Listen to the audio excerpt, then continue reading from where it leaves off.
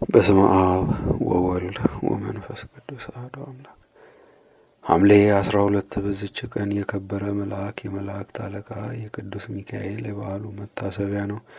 በዚች ቀን የፋርስ ንጉሥ ወደሆነ ወደ ሰናክሬም ሰራዊት እግዚአብሔር ላከው። ከሰናክሬም ሰራዊትም 185,000 አርበኞች ወንዶችን ገደለ።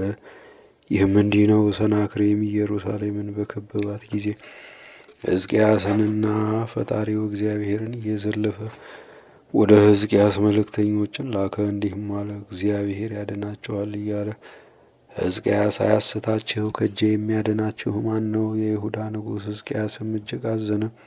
ወገኖቹንና ሀገሩ ኢየሩሳሌምንም ያድን ዘንድ ማቅ ለብሶ ወደ እግዚአብሔር ጸለየ። እግዚአብሔርም ልመናውን ተቀብሎ ወደ ፋርስ ንጉሥ ወደ ሰናክሬም ሰራዊት የመላእክት አለቃ ቅዱስ ሚካኤልን ላከለት። ድንቅ ስራንም ሰርቶ ኢየሩሳሌምንና የይሁዳን ሰዎች ሁሉ አዳናቸው። ስለዚህም የከበረ መልካ መላእክት የመላእክት አለቃ ቅዱስ ሚካኤልን በበዓሉ መታሰቢያ በዚች ቀን እንድናደርግ ዘንድ የቤተ ክርስቲያን መምህራን አዘዙ።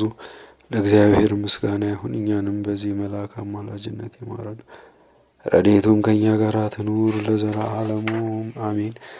በዚችም ቀን ስርያቆስ ከሚባል አገር አባ ሆር በሰማዕትነት ሞተ።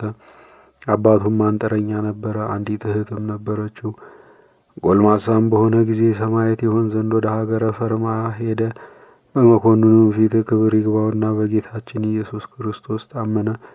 መኮንኑ ታላቅ ስቃይን አሰቃየው። ከስቃዩም ድኖ ተነሳ። መኮንኑም በእጁ ላይ ጌታችን ያደረገውን ይህን ተአምር አይቶ ከሚስቱና ከልጆቹ ጋር አመነ።